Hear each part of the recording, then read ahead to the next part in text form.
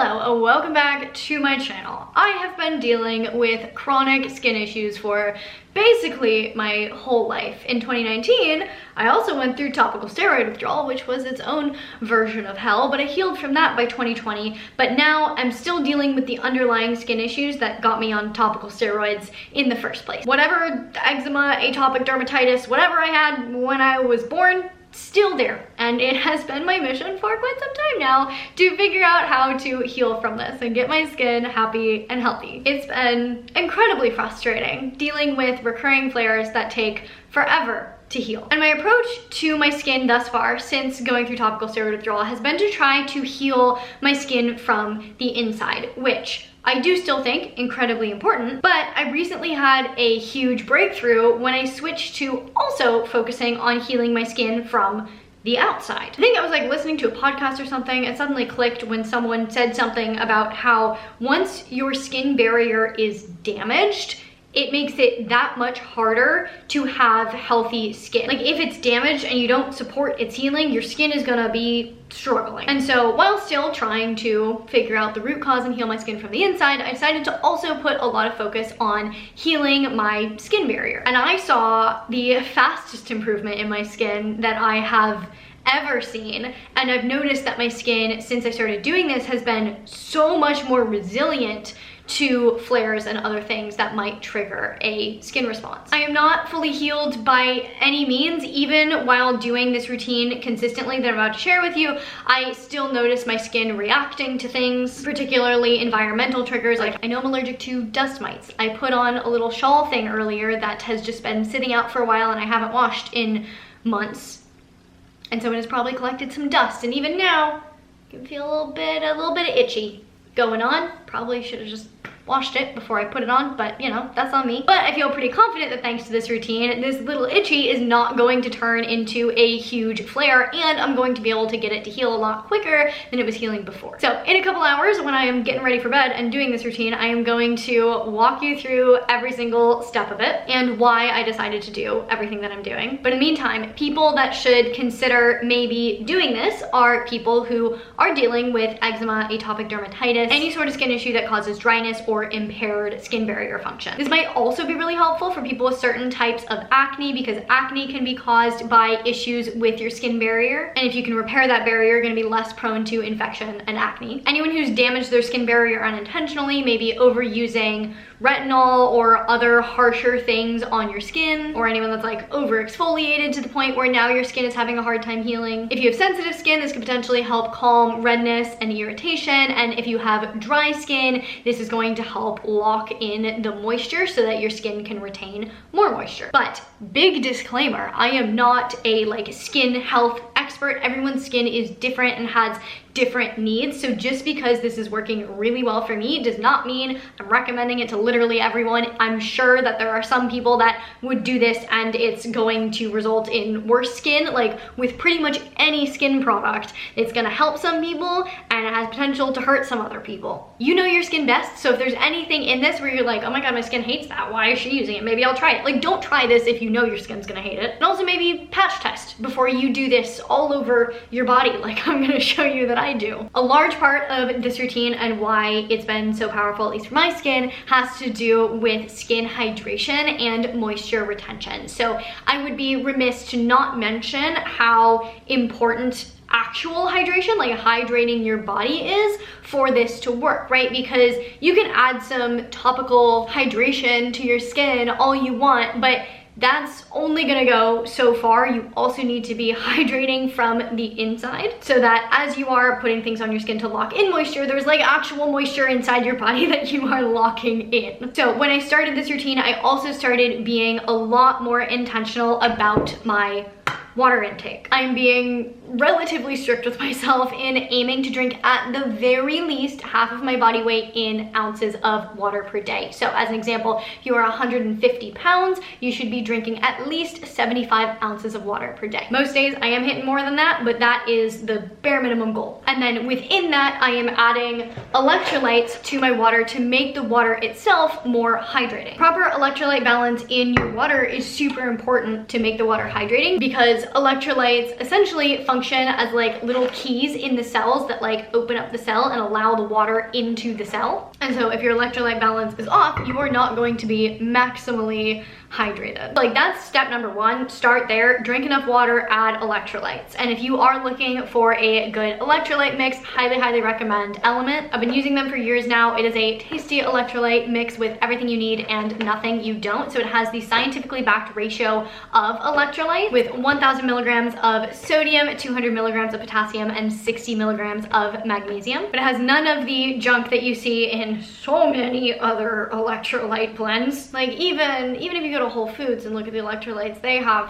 I would not want to put those in my body. But Element has no sugar, no artificial coloring, no artificial flavoring, no gluten, no filler, no BS. I've been using the raw unflavored one and the ingredients are literally salt, magnesium, potassium. That's it. Like it literally doesn't get cleaner than that. Element is formulated to help anyone with their electrolyte needs, and in addition to having the electrolytes being in the water, making the water itself more hydrating, proper electrolyte balance within your body is critical for nutrient absorption, and your skin is built with the nutrients that you consume and absorb. And so if you have an imbalanced electrolytes or electrolyte deficiency that's causing poor nutrient absorption, then getting your electrolytes balanced is going to help a ton with your skin health. Right now, Element is offering you guys a free sample pack with any order. So you'll get 8 free single serving packets when you order, and this is a great way to try all of their amazingly delicious flavors. And you can check that out and get your free sample pack at drinklmnt.com/fitandnerdy. I will leave a link down in the description box below.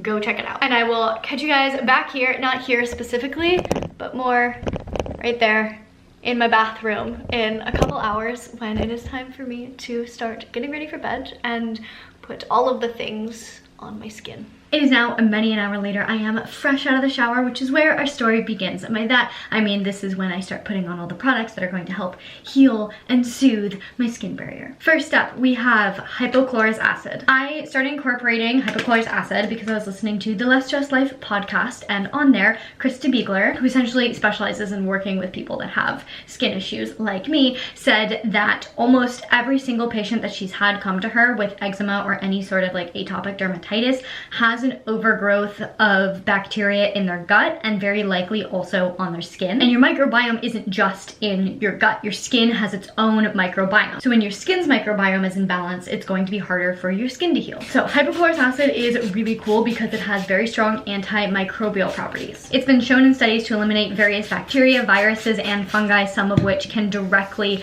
contribute to making eczema or acne worse. And then because of these antimicrobial properties, it can help prevent any infections in the skin, because if your skin barrier is compromised, a lot easier to get bacteria, viruses, etc. in the skin. Even if it's not like a gnarly skin infection, any amount of bad bacteria, viruses, fungi, etc. that get into that compromised layer of skin, not helpful in the healing process. It's also anti-inflammatory. It can help encourage cellular regeneration, which is really helpful in healing the skin barrier. And it's also very gentle and non-irritating. So for anyone with sensitive skin, this should be fine. So after I dry off out of the shower, I give myself a quick spritz of hypochlorous acid on all affected areas or areas that have been affected recently. And then I let it dry, which doesn't take too long, before moving on to the next step. I'm currently alternating between Briotech and another brand that I don't know the name of off the top of my head. I will leave a link to everything down in the description box below. No affiliation, not even technically a recommendation, because I don't know enough about this to be able to strongly recommend any of these products specifically. I just know what's working for me right now. My skin is now dry. In theory, some bad bacteria have been killed off by the hypochlorous acid, and now it is time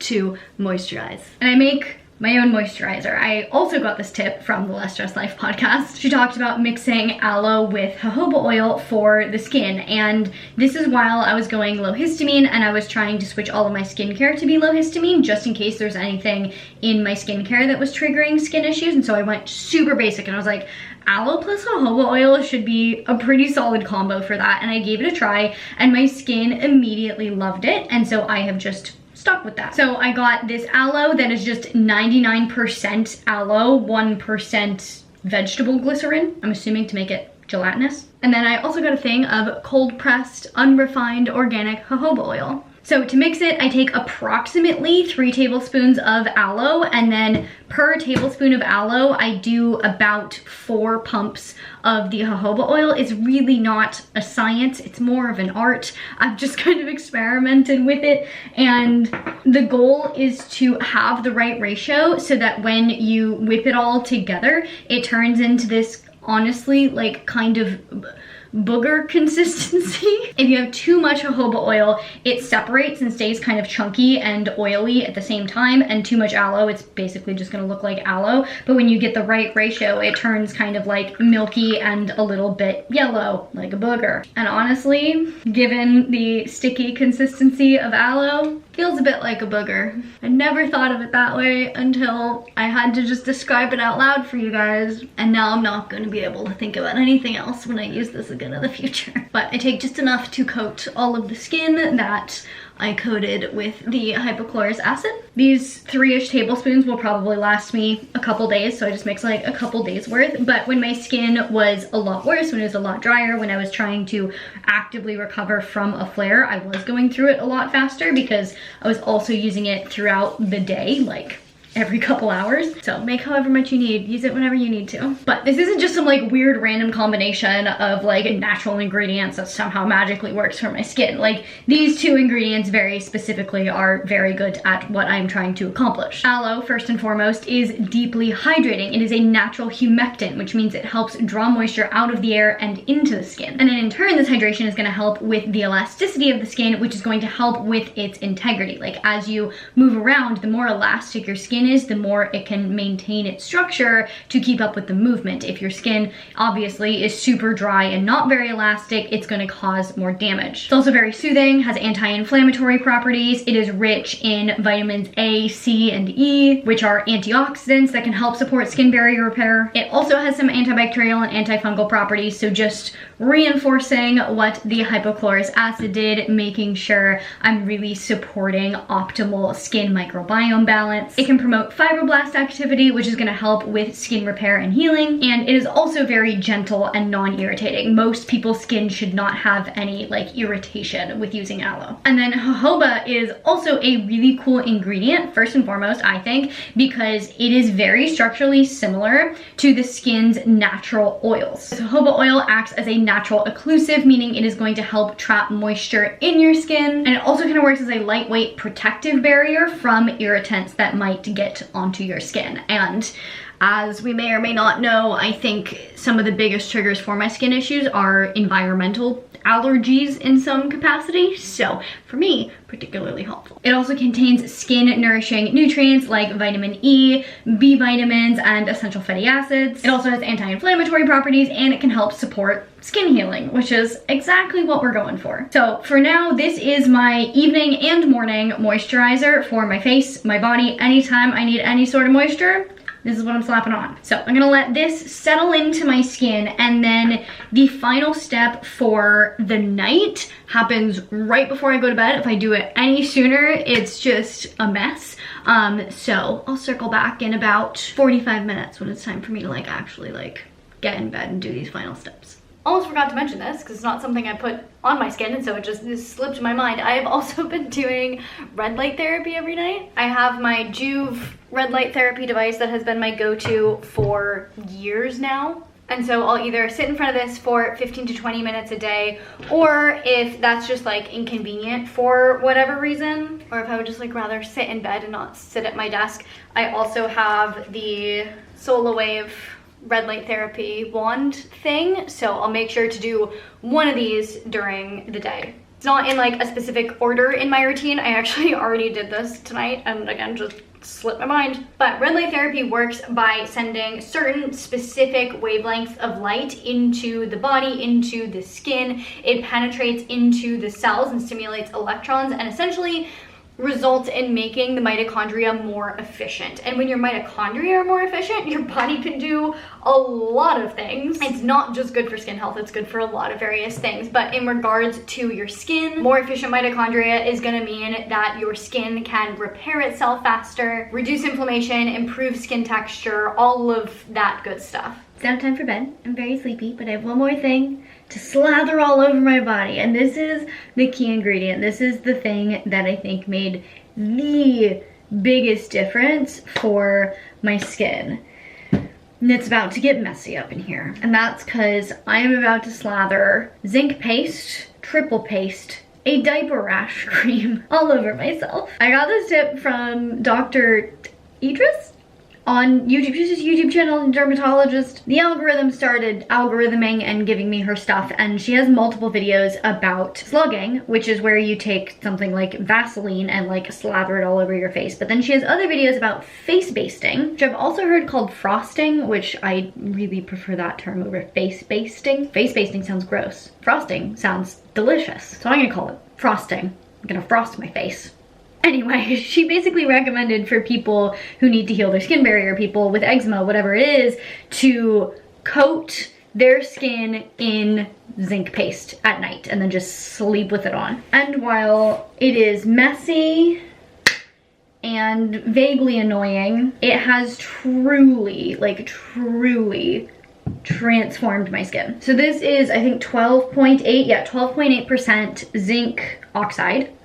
And this is really helpful for barrier protection. Oh my god, my camera battery is about to die and my hands are a mess. Oh no. Oh no. Anyway, zinc oxide, really good for barrier protection. The zinc essentially forms a barrier on the face. Ain't nothing getting through this at night. So it's gonna protect it from environmental irritants, allergens, and then also trap in the water to prevent dehydration of the skin or transdermal water loss. And the combination of this creates kind of an ideal environment for skin healing. Zinc itself can also be very anti-inflammatory, which is gonna help with the healing process. I look ridiculous, but like, it works. Zinc is also a key mineral in wound healing and tissue repair, which, you know, is exactly what we're trying to do. So just getting all that zinc right up in the skin that needs to be healed. And then zinc itself can also be antibacterial. So again, we're doing everything we can to keep the bad bacteria off the skin and add all the things to the skin that are helpful for skin healing. Normally I would not be doing this in a tank top. That would just be very indecent to put on YouTube. I'm about to get zinc all over this, which is not super ideal, but it's fine. So I literally just like coat myself in this. I make it thick enough to really be clearly white. Like there is a very clear barrier there between the skin and the outside environment. Ain't no moisture gonna be escaping my skin tonight because very trapped in there. Ain't no allergens from the environment gonna be getting on my skin because it's not getting through that. I feel very wet, very moist, very sticky. It did take some trial and error to find the pajama top in my collection that was the best at not rubbing everything off at night. I have no tips or guidance on what fabrics to pick other than cover as much as possible or else it's gonna make a mess of your bed. The zinc does wash out. At least it has washed out of everything that I have tried, but there were a couple tops that took a couple washes for the zinc to come completely out. So when I first started doing this, I had just flared pretty badly and I was desperate. I was like, okay, like we're just gonna try this, see what happens. And the first like night or two that I did it, noticed a huge difference. I was like, wow. So I did this every single night for probably at least a month, which like, yes, lots of work and dedication, but if you have skin issues, you know it's worth it. So I just kept super consistent until it got to the point where all of my skin, for the most part, felt like actual skin texture. It didn't feel dry and brittle. It didn't feel like it was constantly cracking or like it was rebelling against me. I got it to where it probably felt about 90%, 92% healed, and then it kind of plateaued a little bit. So like I said, this is not a complete cure. Like obviously I'm not curing any eczema. Eczema has some sort of underlying root cause. My goal here has just been to give my body the support that it needs to heal itself as much as possible. And so once I got to the point where my healing kind of plateaued with this, I scaled back a little bit. So I don't do this every single night anymore. I've been doing this a couple times a week as maintenance. And then if I do get any sort of like flares or patches or anything, if I notice a little bit of dryness going on, immediately zinc, like at night, not in the middle of the day. Can't walk around in the middle of the day like this. I think I have like a cat hair buried somewhere in the zinc here, and I literally cannot, that's gonna be atrociously annoying. But anyway, this hand is the worst hand, so I coat that in zinc and then I throw a glove on top of it, and that, well, first of all, I mostly do it to keep everything clean, because if my hand were covered in zinc, it would literally get everywhere. But also it acts as yet another barrier to help protect my skin as it heals overnight. Anyway, as I was saying, I basically just do this on an as needed basis now. Since doing my entire upper body is such an ordeal, I'll usually just do patches. So like one night a week, I'll do my face. Another night a week, I'll do my neck. Another night a week, I'll do my arms. And that has been pretty darn effective at keeping my skin in a relatively good, happy place. But again, not healed, because when I do slack off on this too much, if I go too long without doing it, I do notice my skin start to revert back to like a little bit less healed. It doesn't automatically flare when I stop doing this, but it's definitely not as nice and hydrated and even skin tone and smooth as when I do this as regularly as possible. So I'm gonna go to bed like this. I have my pillowcase wrapped in like another pillowcase because I feel like the zinc would just like rub through and get into the actual pillow, and I want to avoid that. And this does mean that I try as hard as I can to be a back sleeper so that, you know, if I'm on my side, it's just all gonna rub off. So training yourself to be a back sleeper is really helpful with this if you need to be putting it on your face. But speaking of which, I am actually very sleepy, so I am off to bed, and then I'll tell you guys the final few things in the morning. And good morning. This is what we're looking like in the morning. Definitely lost a little bit of zinc in the middle of the night, but that's okay. Now, this stuff is nigh impossible to get off, so gotta hop in the shower. Immediately post-shower, we have more hypochlorous acid. Having to shower in the morning is probably the biggest pitfall of this routine, because I'm also a diehard night showerer. I guess I could just not shower at night. But anyway, I shower twice a day now when I do this, and those of you with dry skin will know that the more often you get it like wet with just water, the drier it tends to get. So not ideal, but overall the positives seem to outweigh the negatives, at least for my skin. And then something else that has also happened to my skin, like fair warning to anyone that does try this, is the zinc, I think, tends to settle into the skin more where the skin barrier is more compromised. And so that has resulted in my skin being a little bit splotchy white. Like you can see here, my arm not looking super even. I mean, it's also reflecting light, but there's a little bit of splotchiness going on in the skin there. And to be fair, it was splotchy before. It was just splotchy, red and dry and terrible. So I will take splotchy white over splotchy red and dry and terrible any day. But I do think the splotchiness gets baked into the skin a little bit because obviously it's zinc, so it doubles as sunblock. And so if your more affected areas have the sun blocked and you go outside, then the healthier skin is gonna get a little bit more tan, and the white splotches of zinc are just going to stay white. But my splotchiness has gotten better over time, probably partially because it is now very cold here compared to like 2.5 months ago when I started doing this and I was still going outside with short sleeves on. So now my whole body is just losing its tan. And then also I think as my skin has started healing itself, the zinc is settling into specific places less and less, and so it's just more of an even distribution. So I do, in theory, as your skin heals and gets better, that problem should go away. I just thought it was worth noting. Then of course we must moisturize. And then last step for the morning is a zinc-based sunscreen. Using this for 2 reasons. Number 1, more zinc. Really doing everything I can to lock in that moisture. And then number 2 is that I, as kind of a separate issue lately, have been struggling with not picking at my skin. And when your skin barrier is compromised, you really don't want to be picking at your skin. And this sunscreen is tinted, which is really helpful in making all the little things on my skin that I want to pick at a little bit less noticeable. And so I do that less when I have the tinted sunscreen on. Final step is throughout the day, moisturize, moisturize, moisturize. Like if there's any dryness, get rid of it. Don't let it be there, even if that means moisturizing every single hour. Not gonna lie, before I started doing the frosting at night, it felt like moisturizers weren't doing literally anything for my skin. Like I would put something on and then literally 20 seconds later, my skin would feel just as dry as it was before. And that was one of the big reasons that I wasn't trying to treat this topically, is because it felt like nothing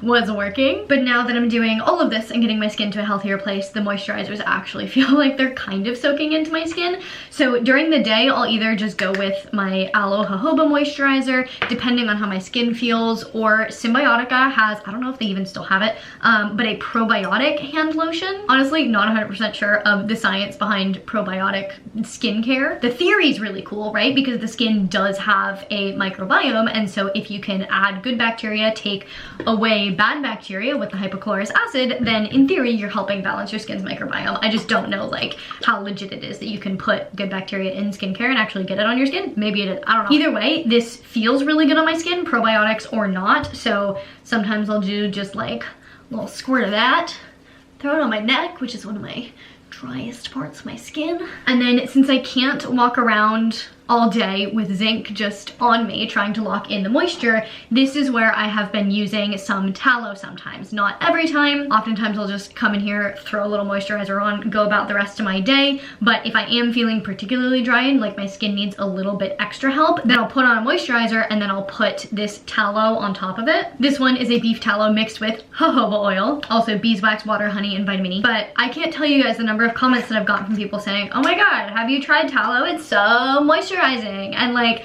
I feel like anyone who thinks tallow itself is moisturizing just does not understand how dry your skin can get. Like, putting this on just my dry skin, nothing. Does literally zero. But if I put moisturizer on first, like something that's actually going to hydrate my skin, and then put this on top, it's really good at locking in moisture. Tallow itself is just an occlusive, meaning it locks in the moisture. It's not a humectant. It doesn't add moisture to your skin. So that is how I have been using tallow lately. And that is my full and complete skincare routine that has helped me transform my skin barrier, get it to a much healthier, happier, stronger place. If you have any questions at all, leave them down in the comments below, and like I said, everything will be linked in the description. Do make sure you check out Element electrolytes. Gotta stay hydrated. Use my code FitAndNerdy to get yourself a free sample pack with your order. In the meantime, if you liked this video, please give it a big thumbs up. It really does support me and my channel. I really genuinely appreciate it. Please share this video with your friends,